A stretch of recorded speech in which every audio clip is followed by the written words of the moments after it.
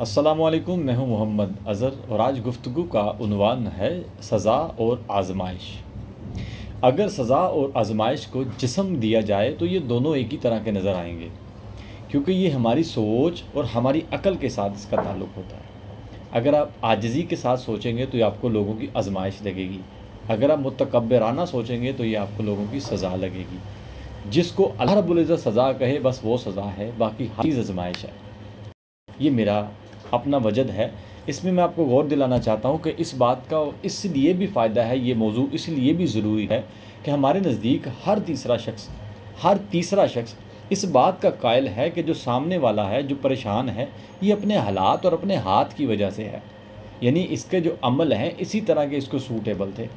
اگر پنجابی میں اس کی بات کروں تو وہ ایک جملہ ہے، اپنی کیتیاں نو پھڑیا ہوا ہے۔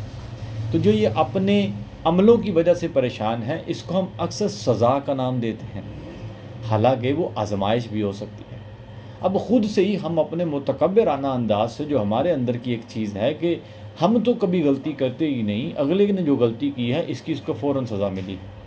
میں یہ سمجھتا ہوں اس موضوع کو اس لیے بھی ہم نے سننا اور سمجھنا چاہیے کہ اکثر ہمارے جو لفظ ہوتے ہیں یہ دوسروں کو تکلیف دیتے ہیں، تو جو تکلیف آپ کے لفظ کسی اور کو دیتے ہیں، یہ اس کا جواب تو آپ کو خود کو دینا ہوگا، اور اس کی سزا کے لیے پھر اب آپ خود ہی تیار رہ دیجئے، کیونکہ یاد رکھیے اللہ رب العزت نے جن کو بھی سزائیں دی ہیں، جن کو نشان عبرت بنایا ہے، مثال کے طور پر فرعون کو اللہ نے نشان عبرت بنایا۔ غور کیجئے گا، فرعون کے ساتھ جو لوگ حضرت موسیٰ علیہ السلام کو مارنے کے لیے اور بھی شہید کرنے کے لیے آئے تھے، جو اس سمندر کی لہروں میں ڈوبے تھے، ان کے لاشیں کہاں ہیں؟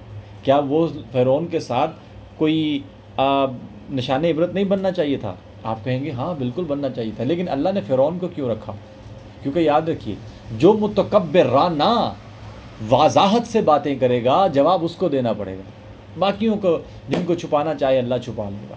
ہمارے اندر کی یہ بات جو تکلیف دیتی ہے، ہم دوسروں پر جب انگلی اٹھاتے ہیں تو اکثر سزا کا نام دیتے ہیں، اور جب اسی تکلیف کو خود سے گزار رہے ہوتے ہیں تو کہتے ہیں اللہ نے پتہ نہیں کون سی آزمائش میں ڈالا ہے، پتہ نہیں کون سے گناہ کی سزا مجھے مل رہی ہے جو میں نے کیا ہی نہیں، یا جو شاید انجانے میں ہو گیا ہو۔ جبکہ اللہ کی قسم، اللہ رب العزت کسی جان پہ ظلم نہیں کرتا، کسی جان پہ ظلم نہیں کرتا۔ اللہ تو ظلم مٹانے والا ہے، اللہ تو مشکلوں سے نکالنے والا ہے۔ رہی بات آزمائش کی، جب انسان کسی آزمائش میں ڈالا جاتا ہے تو یقیناً اس کے بدلہ میں اس کو وہ مقام حاصل کروانا ہوتا ہے جس کا اس نے سوچا بھی نہیں ہوتا۔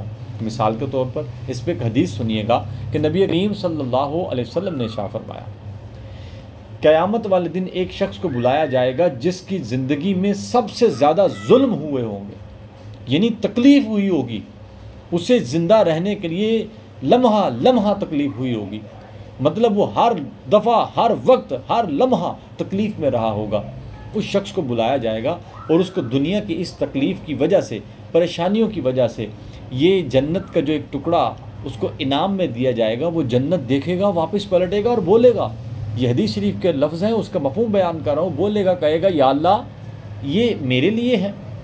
میرا اللہ فرمائے گا ہاں بالکل تمہارے لیے۔ فرمائے گا یا اللہ میں نے عمل ایسا کیا کیا؟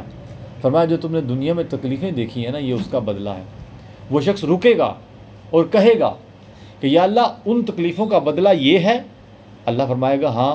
تو پھر وہ شخص کیا بولے گا؟ یہ جو جملہ بولے گا یہ قابل غور ہے۔ جملہ کہے گا کہ یا اللہ پھر ایک دفعہ مجھے دوبارہ دنیا میں بھیج اور میرے جسم کو آریوں کے ساتھ کٹا دے، میری کھال کو اتار دیا جائے، مجھے اور بھی زیادہ تکلیف دی جائے، کیونکہ اگر ان تکلیفوں کو دیکھنا سہنے سے یہ ملتا ہے تو یہ تو بہت اعلیٰ ہے۔ تو دیکھیے، سمجھنے کا مقصد صرف یہ ہے کہ ہم نے اپنے اندر عاجزی پیدا کرنی ہے، پھر آپ کو پتہ چلے گا آزمائش کیا ہوتی ہے۔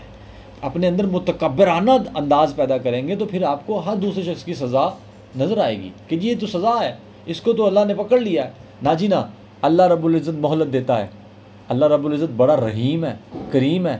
میرے اللہ پاک نے اپنی غصے پر اپنی رحمت کو حاوی کیا ہوا ہے، اپنی سزا پر اپنی معافی کو حاوی کیا ہوا ہے، یوں کہہ لیں۔ اللہ رب العزت جب کسی گناہ گار کو پکڑتا ہے تو اگر وہ چھوٹنے کی یعنی توبہ کرنے کی کوشش کرے تو اللہ چھوڑ دیتا ہے۔ اس کی وجہ یہ ہے کہ اللہ رب العزت رحیم ہے، کریم ہے، عظیم ہے۔ اللہ رب العزت کی رحمتوں میں سے ایک قطرہ صرف اس دنیا میں ہے. اس ایک قطرے کی وجہ سے جو رحمت ہے، اس ایک قطرے کی وجہ سے یقین جانیے پرندے اپنے بچوں کو پالتے ہیں گھونسلوں میں. آپ دیکھیے چلے ایک انسان ہے عقل مند ہے، جب اس کو پتہ چلتا ہے کہ یہ میری اولاد ہے تو اس کو پالنا ہے. آج کل کے دور میں تو انتہائی جانور کے جانور انسان بھی موجود ہیں. یقین جانے جانور ان سے بہتر ہے. یہ لفظ شاید اس پہ بھی سوٹ نہیں کرتا، جو اپنی اولاد کے ہوتے ہوئے بھی ان کا خیال نہیں کرتے، احساس نہیں کرتے. وہ تو ہیں ہی جانور سے بھی بدتر.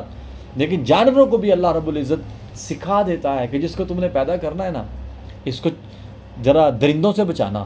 آپ دیکھیے یقین جانے ہم اسی دنیا میں رہتے ہیں. آپ نے گائے بگائے موبائلز پہ ٹی وی پہ بہت ساری ویڈیوز دیکھی ہوں گی.